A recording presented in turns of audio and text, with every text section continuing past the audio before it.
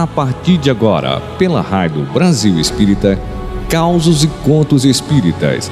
Apresentação Roberta Zagueto.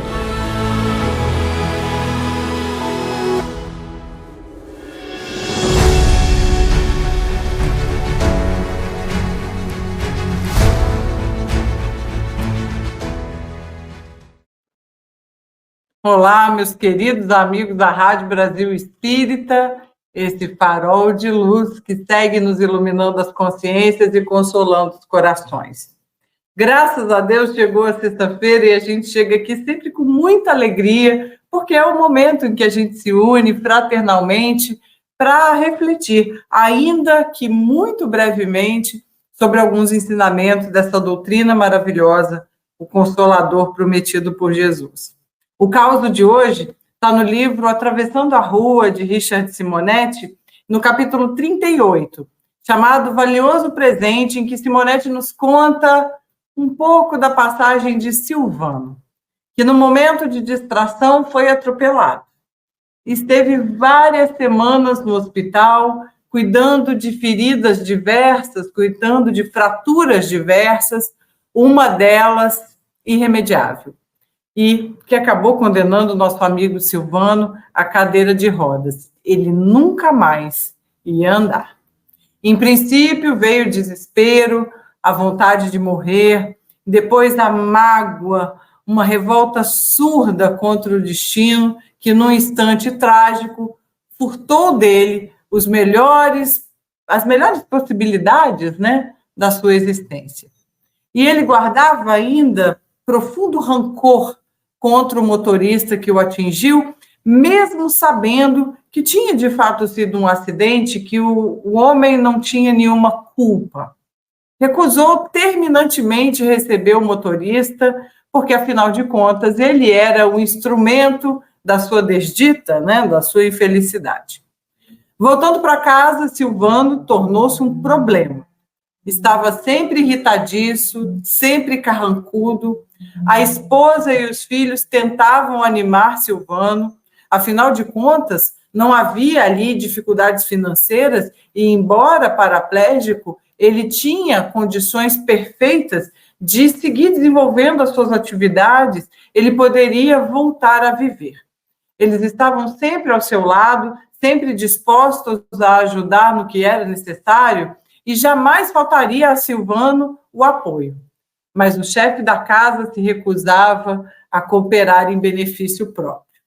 Passava longos períodos confinado, voluntariamente em seu quarto, mudo, tenso, intimamente um vulcão prestes a explodir, periodicamente em crises de revolta, extravasando a sua inconformação de quem se sentia agora colhido numa armadilha. A única distração de Silvano eram os livros, que lhe proporcionavam algum meio de esquecer aquela infelicidade toda. E Silvano, então, lia vorazmente. Um dia, um garoto trouxe a ele um livro, informando que tratasse de uma entrega mensal do Clube do Livro Espírita, ao qual essa visita, então, iria se repetir por 12 meses. Alguém que preferia permanecer anônimo tinha efetuado o pagamento da anuidade. Silvano não tinha ideia de quem fosse e, num primeiro momento, ficou muito aborrecido, imaginando que podia ser algum trote.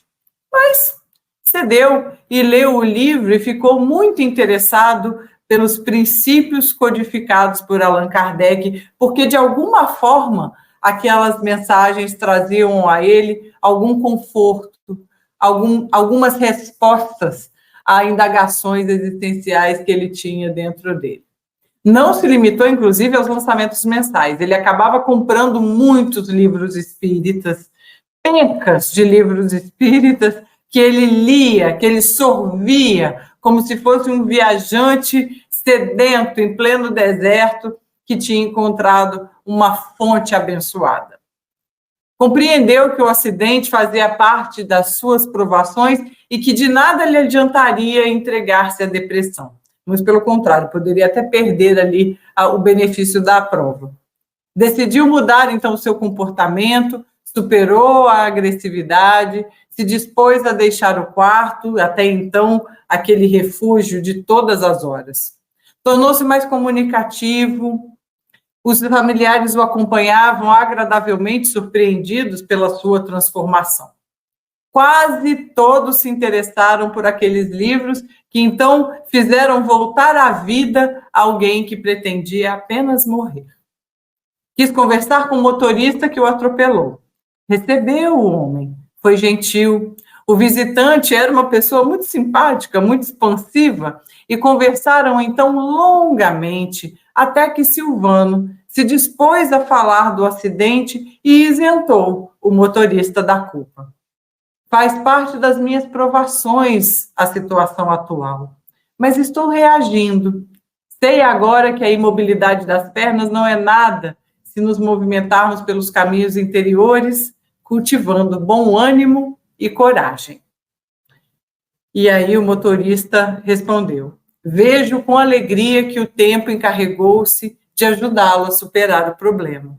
Embora sem culpa no acidente, sempre estive muito preocupado com o amigo.